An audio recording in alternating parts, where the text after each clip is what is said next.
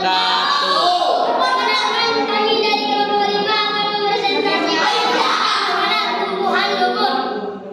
Perkenalkan, nama saya Iman Wahyudi. Nama saya Miul Abror. Dan nama saya Saiful Burhan.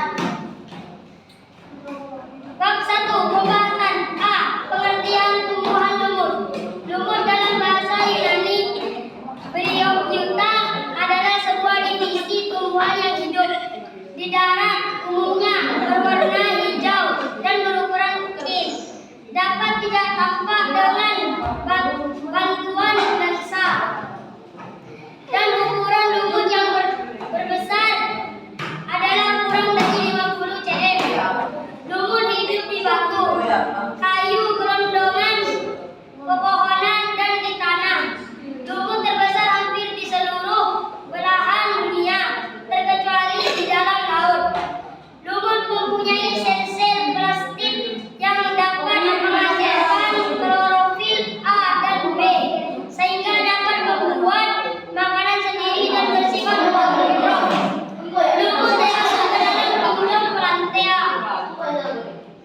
yang meliputi semua organisme yang dimiliki seluler dan dapat berdiferensiasi eukariotik dengan dinding sel berseluruh. Organisme yang termasuk ke dalam Plantae ini hampir seluruhnya bersifat autotrof, dapat membuat makanan sendiri dengan bantuan cahaya matahari. Saat proses fotosintesis terdapat beberapa sebuah struktur pada tumbuhan lumut. Di antaranya ialah kolumera, adalah sebuah jaringan yang tidak dapat terlibat dalam sejumlah pembentukan terhadap spora. Seta batang. Vaginula adalah sebuah akar yang ditutupi dengan sisa-sisa dinding adhegonium. B. Klasifikasi tumbuhan lumut. Tumbuhan lumut Eriphyta dibagi menjadi 3 kelas, yaitu lumut daun Bryophyta, lumut hati Hepaticophyta, dan lumut anduk Antilocheirophyta. Lumut dan daun adalah jenis tumbuhan yang sering dijumpai di daerah yang lembab. Pada umumnya satu individu lumut dan menghasilkan jenis gamet yang berbeda sehingga dapat dibedakan mana individu jantan, mana individu betina lumut. Hati atau Hepaticophyta mempunyai bentuk tumbuhan seperti lembaran banyak lekukan dan menyerupai bentuk hati. Oleh karena bentuk ini, lumut hati pernah dianggap bisa membantu menangani penyakit hati.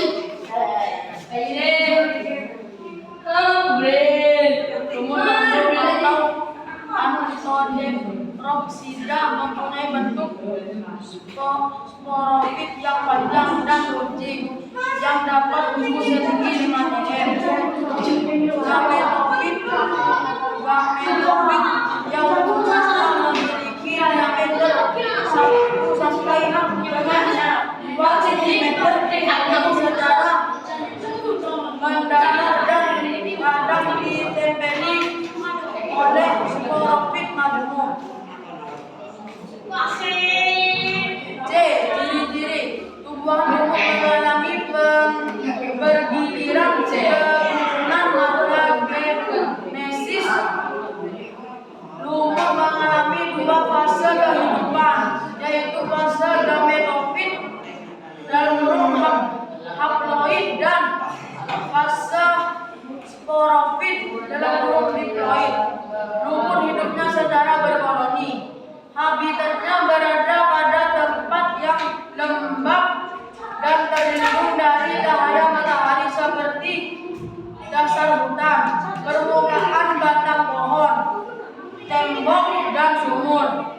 Ada juga yang habitat di tempat basah dan sanggup hidup di air seperti Sphagnum. Tumbuhan lumut memiliki beberapa ciri, antara lain sebagai berikut.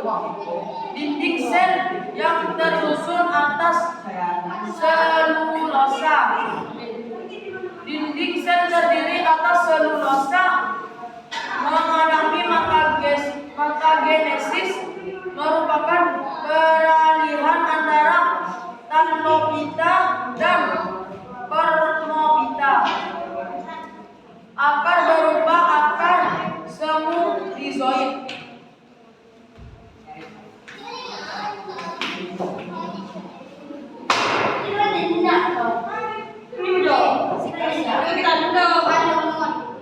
Ciri utama tumbuhan sejenisnya. Tumbuhan lumut bersifat metagenesis karena pergantian antara reproduksi seksual dan seksual. Awalnya sporofit menghasilkan spora yang akan menjadi protonema, dan dari protonema mereka membentuk generasi gematofit. Ini punya satu sel kromosom yang disebut dengan nuklea, dan gametrol ini menghasilkan gametarium organ reproduksi yang disebut dengan arterium pada jantan dan arterium pada betina. Gametarium dilindungi oleh daun khusus berat. Arterium berbentuk bulat dan masuk sperma berbeda, arteriozoid dan spermatozoid. Sedangkan archegonium berbentuk seperti botol yang memiliki bagian lebar disebut perut dan ada bagian sempitnya yang disebut dengan leher. Tumbuhan fertilisasi sel telur oleh arbozoid membuahkan zigot dengan 2 sel kromosom atau disebut dengan diploid 2F. Zigot inilah yang merupakan awal dari sporofit lagi. Kemudian zigot melakukan pembelahan menjadi sporofit dewasa yang sudah memiliki kaki untuk spora masak dan dikeluarkan dari dalam telur. Barulah siklus hidup berulang dari awal. Oke, peranan tumbuhan. Beberapa spesies tumbuhan mempunyai peranan penting kehidupan manusia, menahan erosi tanah, penyidisan tanah juga bisa dijaga dengan kehadiran lumut. Mengurangi bahaya banjir. Lumut juga berperan dalam mencegah bencana banjir karena air hujan yang tinggi diserap dengan baik pada tumbuhan lumut. Meningkatkan sumber air. Manfaat tumbuhan lumut yang dirasakan datang musim yang berpotensi yang meningkatkan kebalikan ini memberikan antara minimnya ketersediaan air bagi manusia.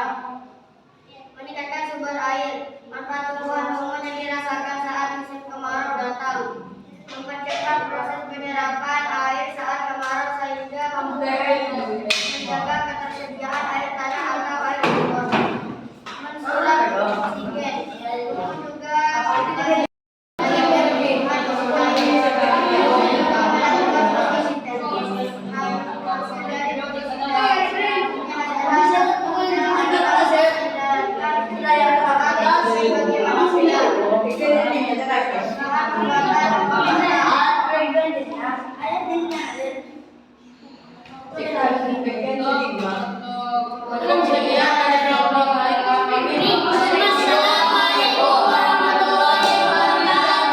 Waalaikumsalam warahmatullahi wabarakatuh.